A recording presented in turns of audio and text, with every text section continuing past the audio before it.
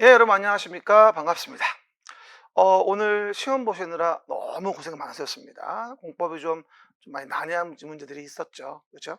근데 뭐 제가 항상 여러분에게 수업할 때마다 설명을 드립니다만 요번 31회 때 부동산 공법 문제도 12개 정도는 맞추지 마라 이런 문제가 나왔습니다. 그래서 항상 강조하듯이 12개는 버리는 거니까 신경 쓰지 마세요라고 설명을 드렸었죠. 그리고 동영에서 드렸던 문제들 그리고 우리가 백선 볼 때 봤던 문제들 상당 부분 많이 나왔어요. 여러분도 아시겠지만. 그래서 25개 정도는 충분히 맞출 수 있는 거였다고 판단이 됩니다. 물론 뭐 공부 별로 안 하셔 가지고 점수 안 나오신 분들도 있겠지만 열심히 따라오신 분들은 60점 이상은 나올 수 있다라고 보여집니다. 그리고 작년도의 문제에 비교해 보자면 올해 같은 거의 난이도가 작년보다는 좀 어려웠다 다소. 작년보다는 그렇게 이해할 수 있을 것 같습니다. 그리고 뭐 쉬운 부분 한 여나 개 정도는 너무 쉽게 나왔고요. 당황스러울 정도로. 그죠? 그래서 서비스만 잘하시고 헷갈리는 부분 없이 봤다면은 충분한 점수 얻을 것으로 보입니다. 뭐 한 해 동안 너무 고생하셨고요. 지금 뭐 하는 수업 뭐 정규 수업 아니니까 간단하게 정답 위주로 체크해 드리면서 내용 간단히 마무리하겠습니다. 해설 강의 공법에 대한 부분이고요. 그럼 첫 번째 41번 문제가 나와 있는데요. 광역도시 계획에 관한 설명이다라고 돼 있어요. 그리고 이제 틀린 거라는 점이 나와 있는데 광역도시 계획은 제가 나올 때마다 얘기를 하죠. 일반적으로 뭐 광역계획권을 정하는 거냐, 광역도시를 만드는 거냐 이걸 보고 구분하셔야 한다고 했는데 요번에 대한 부분의 내용을 본다 한다면 이제 41번 답은 일단 뭐 4번이라 볼 수 있겠는데 국토교통부 장관이라는 자가 광역도시계획을 수립했다고 했단 말이에요. 그러면 국장이 가오가 있지 직접적으로 공고하진 않아요. 그렇죠. 그래서 뭐가 되냐면 시도지사에게 모아져 송부를 하고 송부받은 시도가 뭐가 되죠? 일반에 열람을 시키는 거예요. 그렇죠? 그러다 보니까 정답은 4번이고요. 나머지를 맞추다 보면은 4번밖에 안 남아요. 그래서 정답은 충분히 맞출 수 있었다라고 볼 수 있겠습니다. 41번 답은 4번이고요. 42번. 이건 너무 당황스러운 문제죠. 그죠? 용도 지구를 물어보는 문제가 나왔는데 용도 지구 중에서 취재진 보고 경복 화재 이렇게 설명을 드리잖아요. 그중에서 개발지능지구를 물어본 거예요. 그래서 우리가 법령상 공업기능 및 유통 물류기능 중심으로 개발정비할 필요가 있는 지구라고 나와서 산업유통개발지능지구를 답으로 문제를 낸 겁니다. 좀 문제가 좀 너무 성의 없지 않나 싶기도 할 정도로 너무 쉽게 나왔습니다. 정답은 42번에 3번이 되어지겠고요. 43번 문제. 요거 좀 어려웠던 문제입니다. 그래서 우리가 세모에 놓고 이거는 맞출 수 있는 문제가 사실은 아니에요. 그렇죠. 우리가 기반시설 부담구역 내에서 개발 행위로 인해서 기반시설이 유발될 때 개발 이익을 환수하고자 개발 행위하는 자에게 부과하는 설치 비용이 있단 말이에요. 그런데 이제 그 건축물 중에서 뭐죠? 기반시설을 유발시키는 건축물로 안 보는 건축물이 있단 말이에요. 그게 이제 우리 해당 시행령 4조의 3에 별표일에 언급이 되어 있는 것이고 우리가 이거는 전혀 평소에는 말씀드린 사항이 아니에요. 그래서 맞출 수 있는 문제가 아니었습니다. 하지만 조금만 우리가 좀 기질을 발휘해서 맞춰보자라고 한다면 답은 3번인데요. 상업지역에서 기반시설을 유발시키지 않는다는 거는 말이 안 되죠. 그렇죠? 상업지역에 농수산물 집화장 들어온다 기반시설에 대한 유발이 안 일어날까요? 말도 안 되죠. 그렇죠? 타 업체에서 요 4번 답으로 잘못 내가지고 한 문제긴 한데요. 3번이 답이에요. 그냥 봐도 상업적이기 때문에 이거는 유발되는 건물로 봐야 되는 거예요. 기반시설이. 그래서 정답은 3번이고 이거는 평소에 강의한 게 아니고 맞출 수 있는 문제도 아니지만 조금만 기질을 발휘한다면 우리가 맞출 수도 있었습니다. 어쨌건 좀 어려웠던 문제였다고 평가합니다. 답은 3번이 되어지겠고요. 그 다음에 44번 문제입니다. 도시관리 계획에 대한 부분의 결정이다 관한 설명입니다. 틀린 거라고 나와요. 도시관리계획 결정 틀린 거. 요 문제의 답은 일단 우리가 4번이라고 이해할 수 있어요. 이것도 마찬가지예요. 1, 2, 3번하고 5번을 제끼다 보면 남는 게 4번밖에 안 남아요. 그래서 4번 지문 자체는 조금 낯설을 수 있었겠지만 맞출 수는 있는 문제입니다. 그렇죠? 그래서 뭐라 하냐면 국토교통부 장관은 국가안전보장상 기밀을 지켜야 할 필요가 있다고 인정되면 심의라는 걸 거치지 아니하고 도시관리 결정할 수 있어요. 하지만 문제는 뭐냐면 중앙행정기관장의 요청이 없어도 이게 문맥이 안 맞죠. 그렇죠. 중앙행정기관장의 요청이 있어야만 가능한 거지 그럴 리는 없는 거죠. 그래서 이제 나머지 지문을 제끼고 아마 나머지 4번을 고르셔서 것으로 보입니다. 그래서 보시는 바와 같이 중앙행정기관장 요청이 있는 경우에 한해서만 생략할 수 있는 부분이기 때문에 정답은 4번으로 볼 수 있겠죠. 45번입니다. 청문. 아주 낯설지 않은 문제죠. 매번 얘기하는 거. 작년도 지나간 6월 13일 날 평가서도 나왔어서 제가 청문 내용 나오니 꼭 보시라고 했었죠. 청문은 뭐예요? 물어보고 뭐 두 번 듣는 거예요. 취소 같은 거 할 때. 그래서 뭐라 했냐면 우리가 허시실, 취소 전 청문하여야 한다. 허시실, 취소 전 청문하여야 한다. 개발행위 허가 취소, 시행자 지정 취소, 실시계획 인가 취소 이런 것들 한다면 청문해야 한다. 법에 정해진 사유일 때만 청문하는 거지 모든 내용에 대해 청문하는 건 아니다라고 했었습니다. 그럼 허시실 일단 허가 취소, 실시계획 인가 취소고요. 두 번째 내용은 청문 의무와는 아무런 관련이 없죠. 그래서 기획디귿에 대한 부분으로 45번 답도 몇 번? 4번이다 이렇게 이해할 수 있겠죠. 됐습니다. 이건 충분히 맞출 수 있는 기본 문제죠. 4번. 46번입니다. 자연 취락지구다. 녹관농자에서 취락을 정비하기 위할 때 자연 취락지구를 정하죠. 그리고 우리가 뭐가 되어지죠? 4층 이하로 규제를 가한다고 했고요. 여기서 건축할 수 있는 건축물에 해당하지 않는 거라고 해서 제가 그림책에도 몇 번 얘기했던 부분이에요. 그래서 이제 단독주택은 당연히 되고요.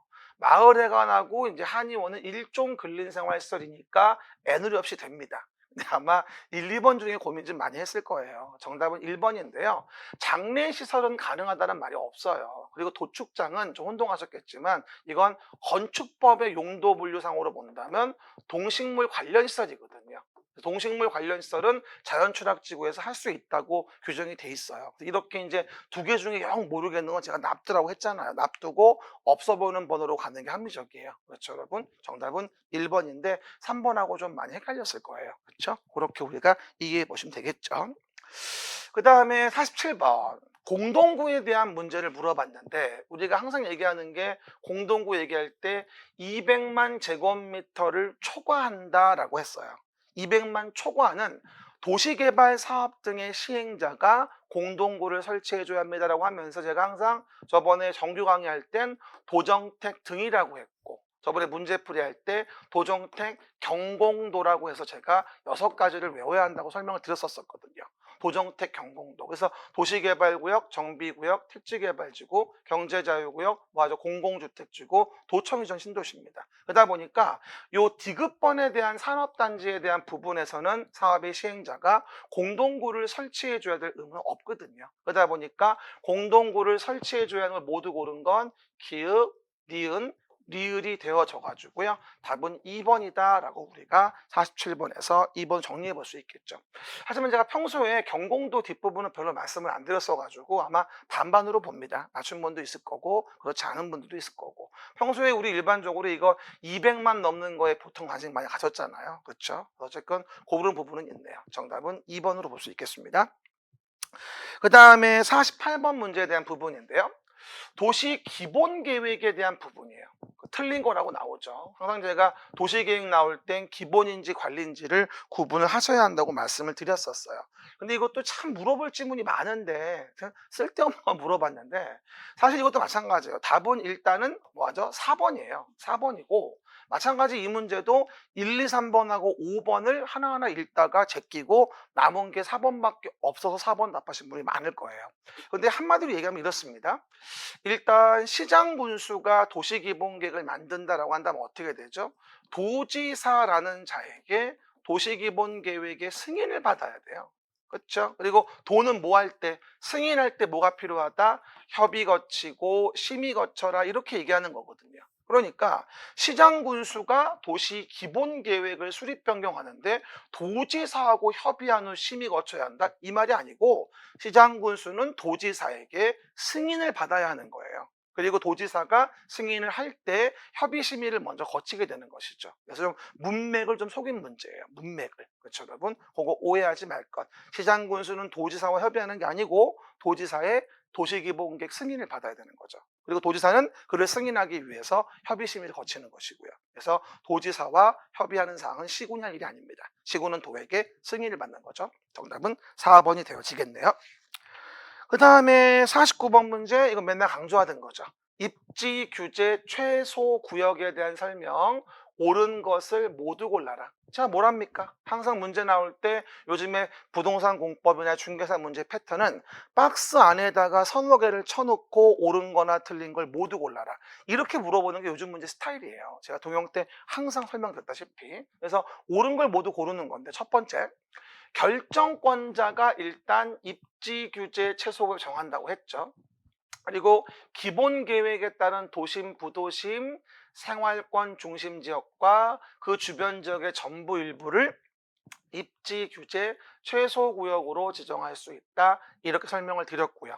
그리고 해당 내용 부분의 니은 기억나시죠? 주주문을 배제한다. 뭐라고요? 주주문을 배제한다. 주택법, 주차장법, 문화예술진흥법은 입지 규제 최소구역에서는 적용하지 아니할 수 있다고 얘기했죠. 그럼 어쨌든 간에 기역, 니은은 옳은 거고요. 그 다음에 다른 법률에서 도시관리계획 결정을 의지하고 있는 경우라도 국토계획법을 따르지 아니하고는 입지 규제 최소를 정할 수가 없어요.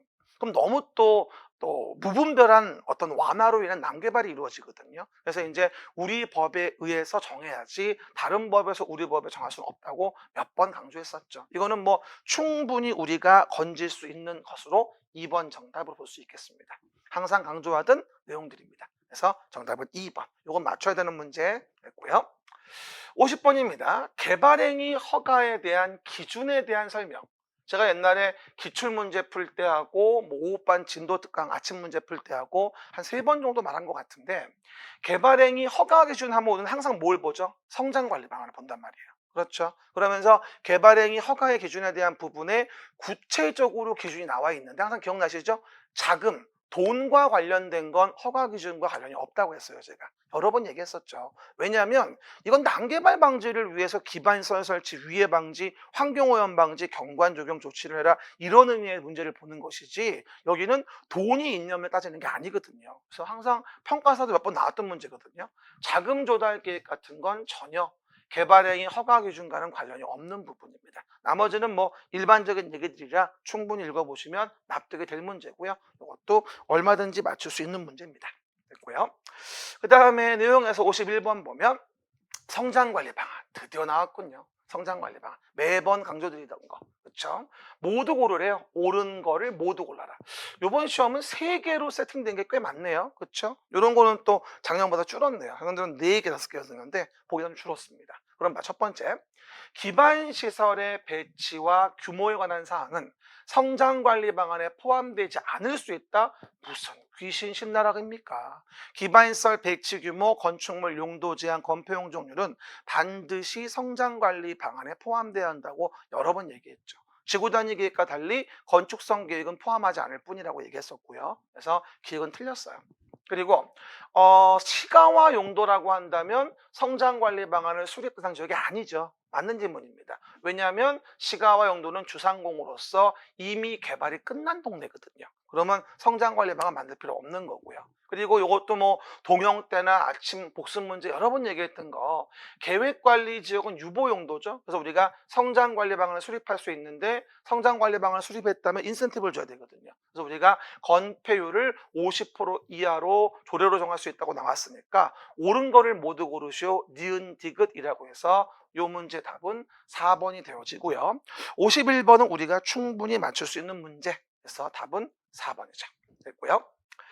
그 다음에 52번입니다. 아마 여러분 이 문제 봤을 때 깜짝 놀랐을 거예요. 깜짝이야. 뭐 이런 문제가 나왔을까? 어이없게. 그죠? 어떻게 보면 앞에 있는 2번 문제하고 또 3번 문제랑 또 연결된 부분이기도 해요. 그래서 이제 기반시설 부담구역에서 기반시설 설치 비용이라는 걸 부과하는 대상 건축행위는 뭐라 하죠?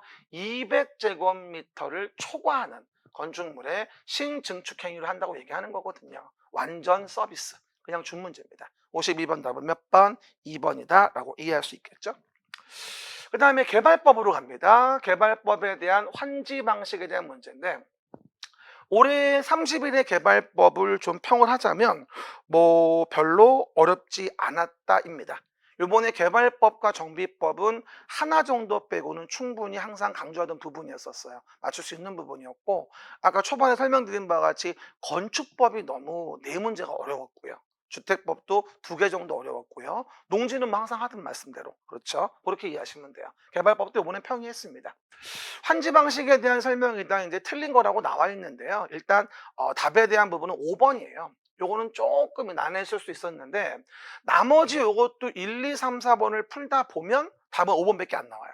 그렇죠? 아마 4번에 지방자치단체가 시행할 때 시행규정 만드는 걸 혼동하신 분이 있었나 모르겠는데 정비법에서건 개발법에서건 지자체장이 어떤 사업을 시행한다면 시행규정을 만들어요. 기본 원리로. 그러니까 4번은 당연히 맞는 거고요. 그리고 5번이 뭐냐면 종전토지의 하필 분필로 환지 명세가 변경되잖아요. 이건 경미한 사항으로 인가받는 사항은 아니거든요. 이건 제가 평소에 설명드리던 부분은 아니에요. 그래서 이제 종전토지의 하필 분필로 환지 명세가 변경됐다라고 한다면 경미한 것으로 봐서 우린 이거를 인가받지 않는다고 해요. 근데 이 문제는 5번 질문 자체는 좀 어려울 수 있었는데 1, 2, 3, 4번이 항상 한 말이라 답은 5번으로 고를 수 있는 문제입니다. 그렇죠? 정답은 5번.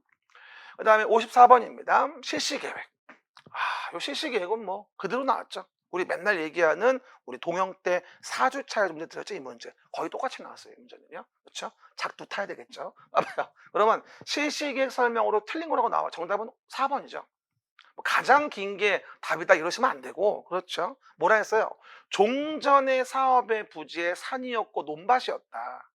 이런 동네 개발 사업을 해서 새로운 단지와 시가지를 만든다. 이걸 뭐라 불러 우리가 도시 개발 사업이라고 한단 말이야. 근데 이럴 때 여기서 실시 계획을 만든다? 근데 종전에 있었던 도시 관리 계획에 저촉된다? 그럼 뭐예요? 종전 도시 관리 계획에 불구하고 실시 계획에 인가된 내용으로 변경된 것으로 본다는 거예요. 만약에 종전의 도시관리계획으로 본다라고 한다면 사업을 진행할 수가 없는 거죠. 당연히 안 하는 거죠. 사업을 거를 종전 거에 의하지 아니하고 실시기에 고시된 내용으로 변경된 것으로 봐야 사업을 진행하는 의미가 있는 거예요. 그래서 종전의 관리계획을 우선 적용한다는 답이 되겠죠. 당연히 실시기에 고시된 걸로 변경된 거로 본다. 이래야지 사업을 진행하는 의미가 있는 거니까. 요거는 뭐 충분히 맞출 수 있는 문제. 답은 4번입니다. 55번입니다. 조합 문제죠. 조합 문제로 옳은 거에 대한 부분으로 55번도 충분히 맞출 수 있는 문제입니다. 일단 도시개발구역의 토지 소유자가 미성년자다. 미성년자는 임원은 될 수 없어도 조합원은 될 수 있습니다. 두 번째, 조합원은 보유토지 면적과 관계없는 평등한 의결권을 가집니다. 그래서 공유토지라면 대표하는 한 명을 뭐가 된다? 의결권이 있는 걸로 보는 거지 공유자별로 의결권이 있는 건 아닙니다. 대표하는 한 명이겠죠. 그래서 X. 그 다음에 3번, 조합은 도시개발사업 전부를, 너무 쉽다. 전부를 환지 방식으로 시행하는 경우 이럴 때 시행자가 될 수 있으니까 55번 답은 3번이 되어지겠고요. 그 다음에 4번은 조합 설립의 인가시청 동의에 대한 부분인데 면소에 대한 부분으로서 앞뒤가 바뀌었어요. 3분의 2, 2분의 1. 어머나 들어보 살 수가 없죠. 그렇죠? 항상 앞뒤 잘 보시라고 했고 그 다음에 요거 기억나십니까? 전에 철회할 수 있다. 전에 제외 기억나요? 전에 철회할 수 있다. 전에 제외 왔다시죠. 그러고요. 정답은 3번이라고 해서 55번 답은 3번으로 볼 수 있겠습니다. 56번도 뭐 많이 강조했던 거죠. 개발구역의 지정 해제. 다음에 해당된 날 다음 날에 해제된 걸로 본다. 이거 나올 때는 꼭 뭘 보라고 했죠 제가? 어디부터 어디까지인지 봐야 돼요. 그럼 이거는 구역을 먼저 정한 걸 얘기하는 것이니까 구역에서 개발계획까지는 어쨌건 2년을 줍니다. 그 다음에 개발계획에서 실시계획, 실시계획 뒤에 나오면 3년이야 무조건. 그리고 330만 보다 이상이면 5년이라고 설명을 드렸거든요. 그래서 2년, 3년, 5년에 대한 부분에 56번 답은 2번이다 라고 우리가 해당 내용 설명할 수 있겠죠. 항상 보던 거 동영 아마 2회차에 풀어봤던 문제일 거예요. 거의 똑같이 나왔습니다. 정답은 2번 됐고요. 확인해 봅니다. 57번 요것도 항상 강조한 거. 조합에서 대의원회가 총회 권한을 대행할 수 있는 거. 그러면 대행 불가 사유를 외우고 아닌 건 대행할 수 있다는 얘기죠. 그렇죠. 그래서 오늘 거 같은 개발법은 거의 뭐 동영 4회차에서 거의 다 나왔던 것 같아요, 보니까. 답은 몇 번? 4번이죠. 나머지는 뭐가 되어지죠? 다 중요한 것이기 때문에 대응이 안 되죠. 조합장 선임은 임원의 선임이라 대응이 안 되는 거고요. 하지만 환지 예정지의 지정은 대행 불가 사유가 아닙니다. 그래서 답은 4번이 된다. 이렇게 이해할 수 있고요.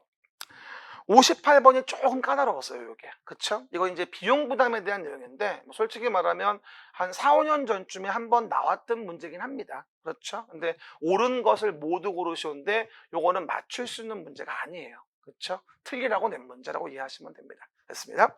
그럼 58번의 기읍번에 대한 부분은 지정권자가 시행자가 아닌 경우 도시개발구역의 통신시설 설치라고 한다면 특별한 사유가 없는 한 준공검사 신청을 끝내줘야 합니다. 그래서 기획번은 맞는 지문이라고만 이해하시면 돼요. 그리고 우리가 이제 지중선로, 땅속에 이제 지중선로를 설치하는 경우 전기에 대해서 요청한 사업 시행자가 있고 전기 공급자가 있거든요. 이러면 원래 2분의 1, 2분의 1로 부담하는 게 맞긴 해요. 하지만 전보환지 방식은 그렇지 않아요. 전부환지 방식은 3분의 2, 2분의 1일 때거든요. 뭐 적을 필요 없습니다. 어쨌든 틀린 지문이고. 그 다음에 디귿번에 지정권자인 시행자는 그가 시행한 사업으로 이익을 받은 시도가 있다. 그럼 비용의 전부 일부를 부담시킬 수 있다는데 여기는 전부란 말이 없어요. 그렇죠. 그래서 약간 좀 난해했을 수 있는데 옳은 것을 모두 고르시오. 58번 답은 1번이라 볼 수 있겠습니다. 이거는 맞출 수 있는 문제는 아니니까 너무 자책하지 마세요. 그렇죠? 항상 얘기하죠.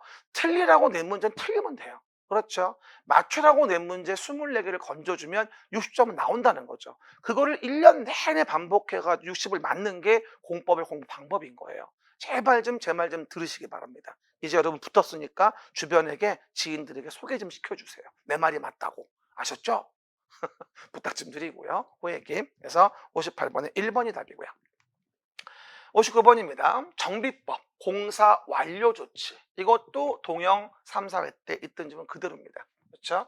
틀린 거, 이것도 옳은 걸로 또 오해하신 분이 있을까 걱정됩니다. 틀린 것을 모두 고른 것은이라고 되어 있습니다. 그럼 기억번. 정비사업의 효율 조절을 위해서 필요한 경우에는 해당 정비사업에 관한 공사가 전부 완료되기 전이라도 완공된 부분은 준공인가를 받아 대지 또는 건축물별로 분양받을 자에게 후속 이전할 수 있다. 이게 완공 부분 우선 이전이에요. 이게 완공 부분 우선 이전. 그래서 우리가 법 86조 1항 단서에서 언급된 부분이죠. 근데 어느 법에 가도 완공된 부분의 우선 이전 대부분 가능해요. 그렇죠? 절차를 밟아가지고. 그래서 이거는 맞는 지문이고요. 그 다음에 준공인가에 따라 정비구역 지정이 해제 간주한다고 했죠. 맨날 얘기하던 거 동영상회차에서. 그러면 조합도 해산된 걸로 봅니까? 조합의 유지, 존속은 그대로죠. 그래서 해당 내용 부분에 니은번은 뒷부분이 틀린 거예요. 그렇죠? 해산된 것으로 보는 게 아니라 그대로 존속하는 걸로 봅니다. 잔여 업무 해야 되잖아. 등기도 해야 되고. 그리고 디귿번 정비사업에 관하여 소유권의 이전 고시가 있은 날부터 대지 및 건축물에 관한 등기가 없더라도 저당권 등의 다른 등기를 할 수 있다. 이건 상식적으로 말이 안 되죠. 그렇죠? 그 분양 공급받는 자가 등기를 못 쳤는데 다른 등기 들어오면 권리를 잃어버리는데 이건 말이 안 되죠. 타등기 제한이라 그래가지고 우리가 개발법 정비법에서 일반적으로 안 되는 거죠. 그래서 틀린 거를 고르시오. 니은 디귿의 5번이 답이 되겠습니다. 그래서 59번 답은 몇 번? 5번이다. 이렇게 이해할 수 있겠죠. 60번. 전 이 문제 보면서 느낀 게 뭐냐면 아까 오후에 참 뜬금없다. 어떻게 이런 문제를 낼 수 있을까? 그렇죠? 우리가 정비 사업을 하기 위해서는요. 해당 동네의 노불량 건축물 개량을 위해서 정비 계획이라는 걸 만들어 가지고 정비 구역이라는 걸 정한단 말이에요. 정비 계획을 만들어 정비 구역을 정한다. 이렇게 얘기하거든요. 근데 보통의 정비 계획의 내용을 물어보는 경우는 좀 있어도 정비 계획을 입안할 때 조사하는 경우 조사 확인 사항을 물어본 건 참 낯섭니다. 그렇죠? 그래서 이게 지금 뭐냐면 어떤 정비 계획을 만들기 위한 절차를 물어본 게 아니고요. 정비 계획을 만들기 위한 그 동네에서 조사 확인하는 사항을 물어본 거예요. 그럼 문맥상으로 관계 중앙행정기관장의 의견은 의견 청취지 조사 확인 사항이라고 볼 수가 없겠죠. 토지나 건물 등의 현황 같은 거 있잖아. 정비사업을 하는 동네에서 그거를 갖다가 조사하는 거니까 주민 또는 산업의 현황, 건축물 소유 현황, 토지 건축물 가격, 정비구역 주변 지역의 교통 상황, 이게 조사 사항인 거지. 아니 의견의 부분을 왜 조사합니까? 그건 의견 청취지. 이게 문맥이 안 맞아요. 근데 우리가 시험 보다 보면 정신이 없어서 바빠지니까 문맥 파악을 못 하죠. 그래서 이것도 배운 건 아니지만 문맥 파악 하시는 분들은 2번이 말이 안 되는 걸 금방 알 수 있어요. 그렇죠? 앞뒤가 안 맞는 얘기예요. 그래서 약간 좀 실망스러운 문제입니다. 이런 문제를 꼭 중개사 기출 내야 하는지. 그렇죠? 답은 2번입니다. 됐고요. 61번 이건 뭐 전형적인 조합 설립 동의 문제. 그러면 정비조합 만들 때 동의와 관련된 부분에 대해서 제가 항상 얘기하죠. 이게 재개발을 얘기하는 건지 재건축을 얘기하는 건지를 잘 봐야 된다. 그렇죠? 항상 정비사업은 재개발인지 재건축인지 이걸 구분하는 게 거기 핵심이거든요. 그러다 보니까 재개발 조합에서는 4분의 3, 2분의 1에 대한 동의를 받아요. 그리고 재건축이 나올 땐 반드시 기억할 거, 주택단지 안에서 하는 걸 얘기하는 건지 아니면 주택단지 밖에 있는 거를 지역여건상 불가피해서 포함해서 재건축을 하는 건지 이걸 봐야 돼요. 근데 단지 지금 아닌 지역이라고 나와 있단 말이야. 그럼 단지가 아닌 지역이면 4분의 3, 제가 3분의 2라고 여러 번 얘기했잖아요. 그래서 뭐가 되죠? 디귿이 4분의 3이고 리을이 뭐가 된다? 3분의 2가 되어져 가지고 정답은 몇 번? 1번 답이 되어진다고 이해하시면 됩니다. 4분의 3, 2분의 1에 4분의 3, 3분의 2인 거죠. 그렇죠? 제가 한 번 정도는 이 조합 설립의 동의요건 정비조합 나올 거라 봤습니다. 정답은 1번. 이건 충분히 맞출 수 있는 문제죠. 됐습니다. 62번. 관리 처분 계획에 따른 처분 등에 관한 설명으로서 틀린 거를 물어보고 있습니다. 그러면 62번에 대한 답은 당연히 몇 번? 5번이죠. 요거 제가 사업시행계획 얘기할 때 항상 얘기했습니다. 재개발 임대주택, 임대주택 건설 계획은 재건축은 의무 없다고 했어요. 재개발일 때. 그럴 때 이제 우리가 조합에서 만들어 온 임대주택을 이제 인수 요청을 한단 말이에요. 국시도 시군구 LH에게. 그럴 때 우선 인수를 해야 하는 건 국장이 아니라 시도 시군구가 우선 인수해야 한다고 이건 정말 많이 얘기했었어요. 그렇죠. 오늘 이 임대주택 관련된 부분이 어떻게 본다면 62번하고 64번 두 문제가 나온 거야 사실은. 따지고 보면. 재건축은 임대주택 건설 의무가 없단 말이에요. 그래서 임대주택 건설 계획을 사업 시행 계획에 넣을 필요가 없는 거죠. 재개발 얘기하는 거고. 또 그렇게 재개발로 인해서 지어진 임대주택이라고 한다면 국시도 시군구 LH 등에게 인수 요청할 수 있는데 그중에 우선 인수하는 건 시도 시군구예요. 그렇죠? 정답은 5번이어서 이건 충분히 맞출 수 있는 문제입니다. 답은 5번. 63번. 요건 좀 또라이 문제예요. 그렇죠? 요건 또라이 문제. 제가 안 그래도 마지막에 동영 만들 때 주민대표회의가 조금 껄쩍지근한데 낼까 말까 고민하다 안 냈거든요. 나왔네요 근데. 그렇죠? 주민대표회의가 문제 나온 경우는 처음이죠. 주민대표회의는 이거예요. 시장 군수 이제 LH 등 일환자가 시행자가 되잖아요. 그러면 시군 등 LH 등이 시행자가 된다라고 한다면 이런 경우는 조합이 없단 말이에요. 그러니까 주민의 뜻을 어떻게 취합할 방법이 없으니까 주민대표회의라는 걸 구성하게 돼 있어요. 그런 의미죠. 근데 오해 말 건 답은 5번이에요. 상가 세입자까지 포함해서 건축물의 철거에 관한 사항에 관하여 시행규정 정하는 데 의견을 뭐하죠? 제시할 수 없다가 아니라 상가 세입자도 포함해서 의견을 제시할 수 있는 겁니다. 참 보면 그냥 봐도 어느래요 지문이. 그렇죠? 이러면 또 숫자 있는 거 쓰신 분 있나 모르겠는데 어쨌든 답은 5번이 되어져요. 요즘에 상가 세입자 보호에 대한 게 꽤 많이 좀 의미가 있습니다. 그냥 무시할 수는 없죠. 그래서 그런가 보다. 근데 맞추기는 좀 어려웠던 문제라고 평가됩니다. 답은 몇 번? 5번. 맞습니다. 64번. 재건축 사업이에요. 항상 제가 여러분 주의하실 거. 정비법 문제가 나올 땐 무슨 사업인지 꼭 봐라. 그래야지 그 사업에 대한 내용을 파악할 수가 있다. 이건 재건축이에요. 그럼 재건축에 대한 부분에 대해서 사업 시행 계획을 만들 때 포함되어야 하는 사항이 아닌 거라고 나와 있죠. 임대주택 건설 계획. 완전 기분 좋아 이 문제. 그렇죠? 제가 아침 문제랑 동영 문제, 무슨 백선 문제에서 수도 없이 얘기한 거예요. 제가 저번 동영상에체는 몰래 썼어요. 주거환경 개선 사업에서는 우리가 소형주택 건설 계획이 없고 재건축 사업에 대해서는 임대주택 건설 계획이 없다고 했죠 제가. 그래서 정답은 3번. 완전 기분 좋은 문제입니다. 그래서 여러분들 맞추셨기를 바랍니다. 답은 3번이 되어집니다. 됐고요. 그다음에 65번으로 갈까요? 그러면 이제 주택법이 나옵니다. 주택상환 사채에 대한 부분 설명 틀린 거라고 나와 있는데 이것도 항상 강조하던 대로 등록사업자의 등록이 말소가 돼도 사채 효력은 유지합니다. 그러자고 보증받은 거다. 이거는 과거의 기출이 똑같이 나왔네요. 거의. 그렇죠? 과거의 기출이 거의 똑같이 나왔습니다. 이런 경우 흔치 않은데 정답은 5번이죠. 맞습니다.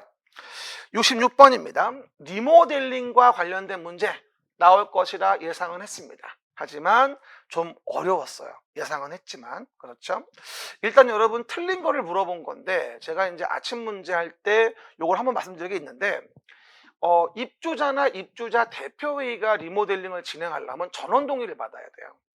그 전원 동의가 어려우니까 조합을 만드는 거예요. 그렇죠? 요 설명 기억나실 거예요. 그리고 해당 내용 부분에 대해서 두 번째, 리모델링 한다면 허가받는 게 원칙인 거고, 그리고 증축형 리모델링이면 안전진단 거치라고 했고, 수직 증축형은 14층 이하면 2개 층까지 가능하거든. 그럼 12층이면 14층 이하가 됐으니까 2개 층까지 가능하단 말이에요. 그러니까 남은 거는 뭐밖에 없어요? 사실은 하나밖에 없는 거야, 남은 거는. 3번 답이에요. 사업비에 관한 사항은 세대수를 증가하는 리모델링의 경우 수립하여야 하는 변동계획에 포함되지 않는다? 포함되겠죠. 사업비인데. 그렇죠? 그래서 우리가 해당 내용의 66번에 대한 답은 3번이 되어지고요. 이건 법 67조, 시행령 77조에서 언급이 되어진 부분입니다.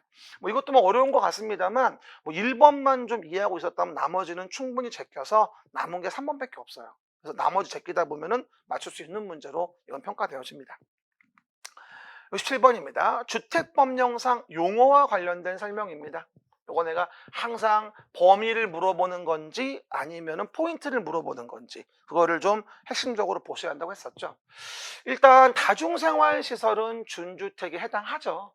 오다노기 준주택 데스까? 오다노기 준주택 기억나시죠? 오피스텔, 다중생활시설, 노인복지주택 기숙사입니다. 그러면 준주택에 해당됩니다. 두 번째, 바로 요게 답이에요. 주택도시기금이라는 공적 자금의 지원을 받았어요. 그렇죠? 그리고 기본적으로 전용면적이 84면 어쨌든 85 이하잖아요? 그럼 당연히 국민주택에 해당한다고 봐야 되겠죠. 국민주택인 거는 공적 자금이 투입됐는지하고 규모가 맞는지를 봐야 돼요. 근데 어쨌건 수도권이건 수도권이 아니건 간에 85 이하면 어차피 국민주택이거든요. 그러니까 정답은 2번인 건데 아마 여러분 요 문제 3번 때문에 좀 혼동했을 거예요. 이거는 간선시설이 아니라 제가 동영 때 사회차트 줬습니다. 백선도 줬고요. 이거는 기간시설이에요. 그래서 뭐라 했습니까? 단지 안에 있는 각종 기간시설. 이런 것들을 단지 밖에 있는 기간시설. 이런 것으로 뭘 하자 우리가? 연결시키는 거. 연결이라는 말이 나와야 이게 간선시설이에요. 그렇죠? 그러다 보니까 지금 나와 있는 건 도로, 상하수도, 전기가스, 통신, 지역난방은 그 단지의 기간시설인 거죠. 간선은 단지 안팎을 연결시키는 걸 얘기하는 거고요. 그 다음에 방범설비는 뭐가 될까? 당연히 이거는 부대시설이고 주민공동시설은 뭐가 된다? 복리시설이겠죠. 반대로 나왔어요. 그래서 정답은 2번이다. 이렇게 이해할 수 있겠네요. 68번입니다. 주택건설 사업자 등에 대한 설명으로 옳은 것을 뭐해라? 모두 골라라. 이러고 나와 있습니다. 일단 등록사업자 등록의 얘기인데 토지주택공사는 공공이라 등록할 이유가 없습니다. 그렇죠? X. 그 다음에 니은 세대수를 증가하는 리모델링 주택조합이 그 구성원의 주택 건설하는 경우 등록사업자 공동으로 사업을 시행할 수 없다. 세대수를 증가하지 아니하는 리모델링일 땐 공동사업 주체의 의미가 없는 거죠. 그래서 증가하는 게 아니라 증가하지 아니하는 얘기겠고요. 그 다음 디귿번은 여러분 조금 낯설었을 텐데 사실 디귿번의 일반적인 내용은 우리 시행령 17조 3항에 들어가는 부분인데요. 이제 6계층 이상으로 주택을 건설할 수 있는 규정에 대한 부분을 우리가 얘기하는 거거든요. 그래서 일반적으로 6층 이상으로 지려면 여기 나와 있듯이 최근 3년간 300세대 이상의 공동주택 건설 실적이 있다면 6층 이상으로 주택을 질 수가 있어요. 그래서 디귿번은 맞는 지문인데 이건 디귿번을 모른다 하더라도 기역, 니은이 일단 아니기 때문에 답을 2번으로밖에 쓸 수가 없어요, 사실은. 그래서 우리가 나머지 항상 얘기하던 기본적인 라인을 알고 있으면 딕은 몰라도 충분히 맞출 수 있다 라는 걸 제가 지금 증명해 드리는 거예요. 그렇죠? 다 알아야 문제를 푸는 게 아니라는 점을 꼭꼭 기억 좀 하시기 바랍니다. 그래서 내용 답은 2번, 68번에 2번을 답으로 볼 수 있겠죠. 69번 항상 강조하던 거, 지역주택 조합에서 조합 설립의 인가를 받은 후 조합원을 신규로 가입하게 할 수 있는 경우, 결혼의 범위에서 충원할 수 있는 경우 중 어느 하나에도 해당하지 않는 거. 근데 그 말 기억나요? 우리가 결혼 범위 내에서 충원한다, 결혼 범위 내에 충원한다의 내용을 봤을 때 하나 주의할 건 50% 미만일 때만 결혼 범위 내에 충원할 수 있는 게 뭐냐면 탈퇴 등의 사유와 그 다음에 사업계획의 승인 과정에서 뭐하죠? 세대수가 변경된 경우 있잖아요. 이런 경우일 때는 50% 미만이 돼야만 충원할 수 있다고 얘기를 했었어요. 근데 뭐라고 나와요? 4번에서 탈퇴 등이 됐는데 60%래요. 그러면 50% 미만이 아니잖아요. 그러니까 충원할 수 없어요.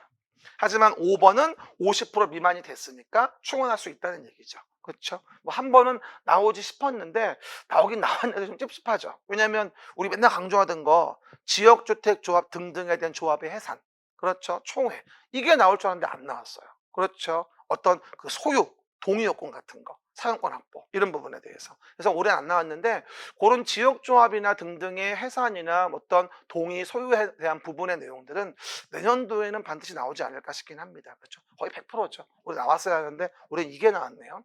그래서 정답은 4번이 되어집니다.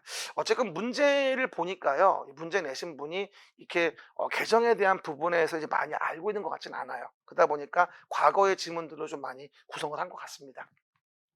70번입니다.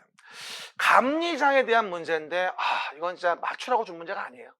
그냥 틀려라, 그냥 준 문제입니다. 그래서 옳은 것은이라고 되어 있는데 제가 평소에는 전혀 강의한 적이 없죠. 그래서 우리가 공사 감리라고 하는 거는 이제 주택을 잘 짓고 있는지, 거짓말하지 않는지, 빼먹지 않는지 이런 걸 감시하는 거잖아요. 근데 기본적으로 기읍번에 대한 부분에 사업계획 승인권자는 감리자가 업무 수행 중에 위반 사항이 있음을 알고도 묵인했다. 그 감리자에 대해서는 1년의 범위에 제한할 수 있다. 업무를 2년이 아니라 1년이에요. 그래서 기획번의 내용은 틀렸다. 우리 이렇게 이해할 수 있는 부분이고요. 뭔지 모르겠지만 그냥 니은 디귿은 맞다. 그렇죠? 그래가지고 해당 내용 옳은 거를 모르고 고르시니까 니은 디귿의 70번 답은 그냥 뭐다? 5번이구나 라고 이해하시면 됩니다. 너무 뭐 자세한 거 알 필요 없어요. 이런 거 또 나올 가능성 빵 프로예요. 그렇죠? 이런 거 그냥 쓰레기. 정답은 5번. 신경 쓸 거 없습니다. 틀려도 괜찮아요. 됐고요. 71번. 사업계획 승인에 대한 설명으로 마찬가지 옳은 것을 모두 고르셔. 오늘 문제 보니까 옳은 것을 모두 고르셔 상당히 많네요. 그렇죠? 그러면 이제 상식적으로 기읍번 좀 봐볼까요? 사업계획 승인 대지 조성에 대한 부분에 대해서 받으려는 자는 사업계획 승인 신청서에 조성한 대지에 공급계획서를 첨부해서 사업계획 승인권자에게 제출해줘야 된다. 너무나 레귤러한 지문이에요. 그렇죠? 당연히 뭐다? 해당 내용 지문에 대해서 맞는 거라 볼 수 있고요. 니은번이 이게 시도지사에게 뭐하죠? 제출 승인 받는 게 아니라 국토교통부 장관에게 제출 승인을 받는 거예요. 사실 그래서 이 문제도 맞추기는 그렇게 쉽지 않은 문제. 주택법에 두 문제가 또라이 문제가 나온 거죠. 그 다음에 요거 디귿번도 조금만 센스만 있으면 되는데 지방공사면 공공의 4인방이잖아요. 국가, 지방자치단체, 토지주택공사, 지방공사. 공공의 4인방이면 보통 승인받지 않아도 되는 특례 등이 많이 있지 않습니까? 그렇죠? 그래서 해당 내용 본다면 기읍번하고 디귿번에 대한 부분의 내용이 옳은 거여서 정답은 3번이다. 이렇게 이해할 수 있는 부분이에요. 솔직히 주택법은 지금 70번, 71번은 맞추라고 준 문제 같지는 않습니다. 그냥 뭐 그런가 보다. 틀려도 괜찮습니다. 나머지 맞추면 되니까. 그 다음에 건축법으로 갑시다. 자, 그럼 72번 좀 봐봅시다. 요번에 수업할 때 제가 매번 나온다 강조했던 조경과 관련된 문제예요. 그래서 우리가 조경 문제에 대해서 다음의 경우 조경 조치를 하여야 하는 건물을 고르라 이렇게 나와 있어요. 그리고 여기서 포인트를 준 게 뭐냐면 대지 면적이 얼마다 2000제곱미터라고 줬습니다. 그렇죠? 이런 경우일 때 조경 조치를 해야 하는 건축물이 나와 있습니다. 일단 물류시설과 관련된 1 번이 나와 있는데요. 물류시설은 인제 연면적의 합계가 뭐가 되죠? 1,500 미만인 뭐가 되어지죠? 물류시설이면 적용을 안 한다고 나와요. 이건 대지가 아니라 연면적 합계 얘기하는 거죠. 근데 어쨌든 간에 주거지역과 상업지역이라고 한다면 적용을 해야 되거든요. 그러다 보니 해당 내용 부분에 연면적 합계 1,500 미만 존버와 관계없이 상업지역이면 어쨌든 뭐가 되어진다? 적용을 해야 돼요. 분류시설에 대한 부분은요. 그래서 해당 내용 답은 1 번이 되어지고요. 그다음에 적용에 대한 부분에 서 공장이 나와 있는데 공장은 대지 면적이 5,000 제곱미터 미만의 공장이라고 한다면 적용 안 하거든요. 그러면 대지 면적이 2,000 이니까 5,000 미만의 공장이 되겠죠? 적용 안 합니다. 그리고 가설 건축물도 적용 안 하고요. 녹지 지역 나무 많아 적용 안 하고요. 그다음에 축사도 적용 안 합니다. 면적 관계없이. 그래서 답은 1 번. 적용해야 되는 건 아무리 물류시설이어도 뭐가 돼요? 상업지역이나 주거지역이면 적용해야 되니까 정답은 1 번이 답이 되어집니다. 그다음에 73 번입니다. 이것도 좀 어려운데요. 건축 협정과 관련된 설명으로 옳은 거다라고 나와 있습니다. 그렇죠? 일단 해당 지역의 토지 건축물 소유자 전원이 합의하면 지상권자가 반대하는 경우도 아니에요. 토지 건물 소유자, 지상권자 모두 전원의 합의가 있어야 돼요. 이러면 안 됩니다. 그다음에 건축협정 체결 대상 토지가 2 이상의 시군구에 걸쳐 있대요. 그럼 이건 시도의 인가를 받는 게 아니라 뭐하죠? 그 걸쳐 있는 것 중에서 과반이 속하는, 이건 설명 안 드렸었죠, 한 번도. 걸쳐 있는 것 중에서 과반이 속하는 시군구장한테 인가받으면 됩니다. 그래서 틀렸고요. 3 번째, 협정 체결자는 인가받은 건축협정을 변경하려면 협정 체결자 과반수 동의를 받아 건축협정 인가권자에게 신고해야 한다라고 해당 지문에 나와 있는데, 이 부분은 뭐가 되어지죠? 73번에 3번에 관련된 부분은 신고하는 사항이 아니고 당연히 인가받아야 한다, 이렇게 이해하셔야 되고요. 그 다음에 건축협정을 폐지하는 경우다라고 한다면 건축협정 폐지 기억나시죠? 폐지는 전원의 동의가 아니라 과반수. 그렇죠. 이러므로 뭐다? 남은 거는 73번에서 5번밖에 없겠네요. 그래서 건축협정에서 달리 정하지 않는 한 건축협정이 공고된 후에 협정구역에 있는 토지에 관한 권리를 협정 체결자로부터 이전받은 자도 건축협정 따라야 당연하죠. 그러면 해당 내용 부분에 뭐 넘어가게 되면은 무슨 뭐 다시 다 받아야 되면 의미가 없는 거죠. 그래서 해당 내용 부분에 달리 정하지 않는 한은 건축협정이 공고된 후 건축협정 구역에 있는 토지에 관한 권리를 협정 체결자로 이전받은 자도 협정 내용에 따라야 됩니다. 그래야지만이 효율적인 토지 구역으로 이용할 수 있겠죠. 그래서 이것도 조금은 좀 어렵네요. 평소에 말하지 않던 부분을 많이 물어봤어요. 그래서 73번도 좀 어려운 문제로 볼 수 있겠습니다. 74번입니다. 용어에 대한 설명입니다. 옳은 거라고 나와 있네요. 이전하는 것도 건축에 해당한다. 완전 커져죠. 요번에 건축법은요, 기본적으로 공부하신 분들 3개 정도 건졌으면 다 한 거예요. 그렇죠? 그래서 이것도 맞출 수 있는 문제죠. 그리고 2번 질문 또 오해하신 분이 많은데, 고층 건축물이면 30층 이상 이고가 아니에요. 또는이죠. 이거나 120m 이상. 틀렸죠. 그 다음에 천재지변으로 멸실된 경우에 그 대지의 종전 규모보다 연면적 합계를 늘렸대요. 연면적 합계를 늘리는 거는 단서가 없어요. 예외가 없습니다. 그래서 재축에 해당한다 볼 수가 없습니다. 종전 연면적 합계 이하여야 되죠. 동수, 충수, 높이에 대한 예외는 있지만 연면적 합계는 예외가 없어요. 넘어가면 늘어나면 이건 재축이 아니에요. 그렇죠? 4번째, 내력벽을 해체하여 같은 대지에 다른 위치로 옮기는 것은 이전이다. 주요 구조물을 해체하지 아니하고죠. 뭐라고요? 주요 구조물을 해체하지 아니하고, 그래야 이전이겠죠. 그 다음에 기존 건축물이 있는 대지에서 건축물 내력벽을 증설하여 건축 면적을 늘렸답니다. 그러면 이건 대선이 아니라 증축이죠.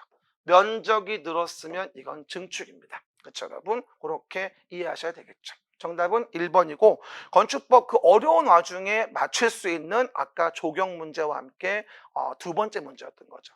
됐고요.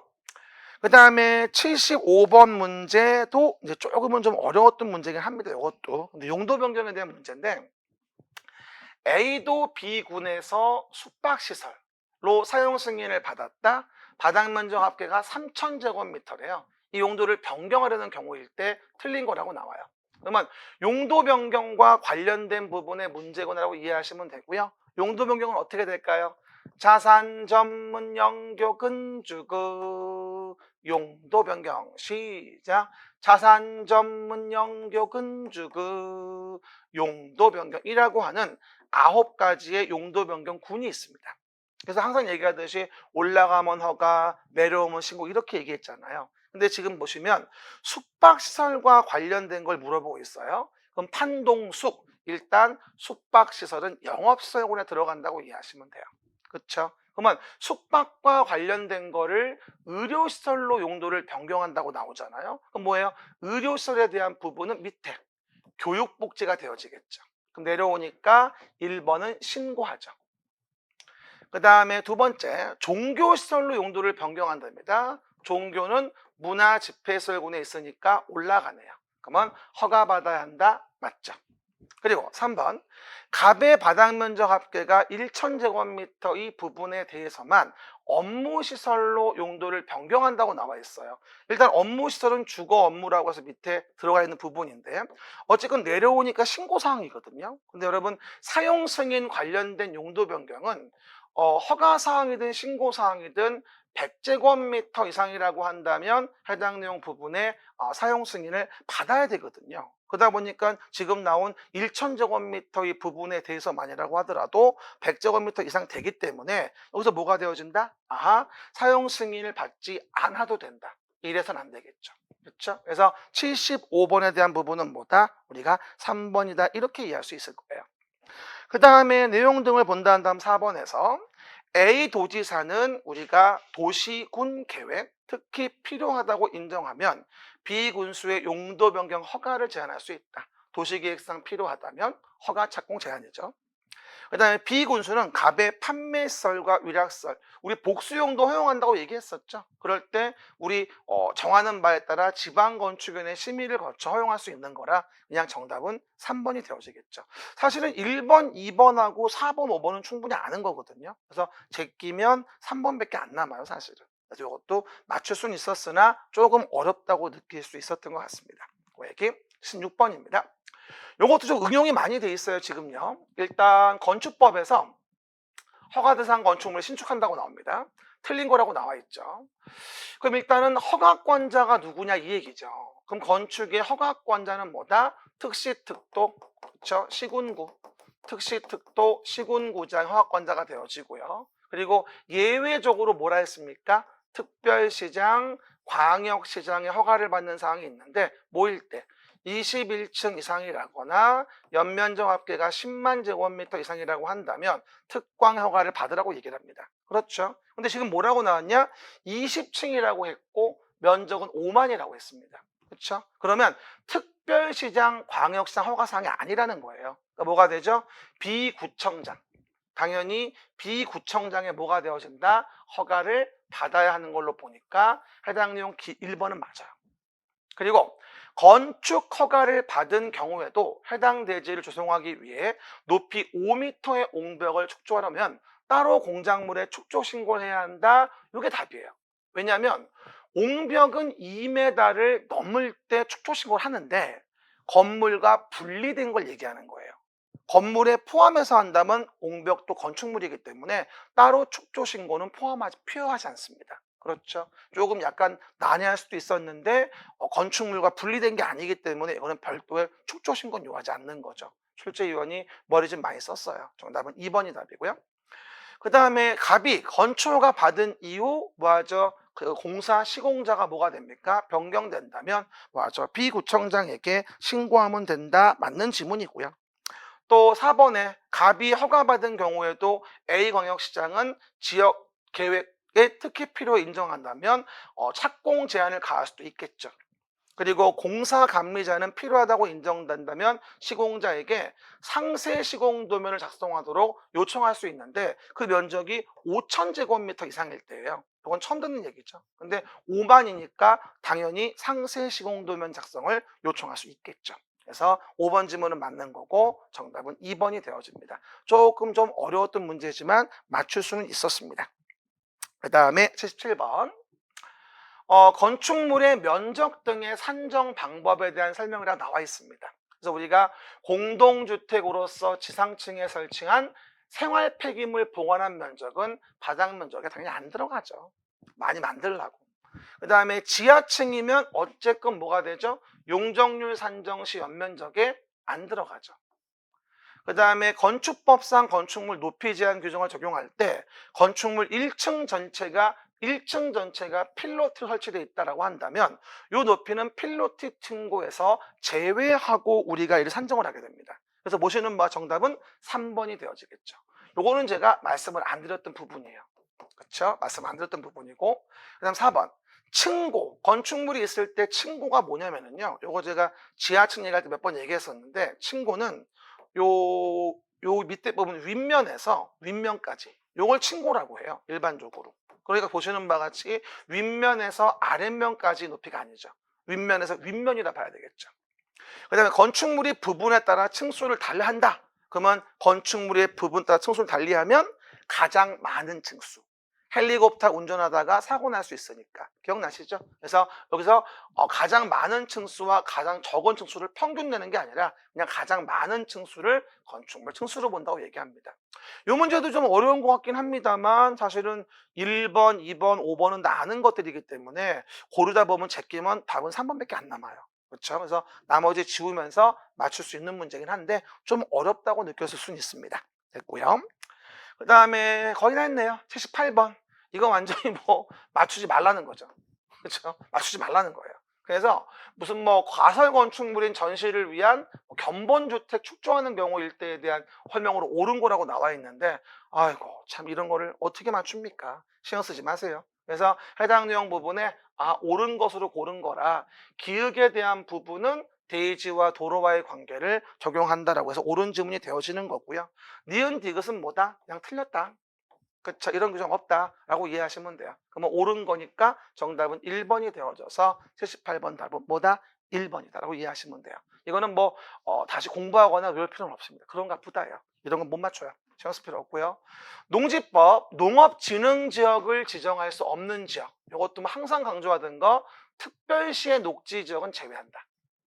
왜? 남산 일대 특별시의 녹지지역에 배추 심어봐요. 농업진흥지역이라고. 그럼 어떻게 될까요? 배추 한 포기에 10만 원 합니다. 말도 안 된다. 특별시의 녹지에는 농업진흥지역 정할 수 없다. 이렇게 항상 강조하던 거라 충분히 맞출 수 있는 문제.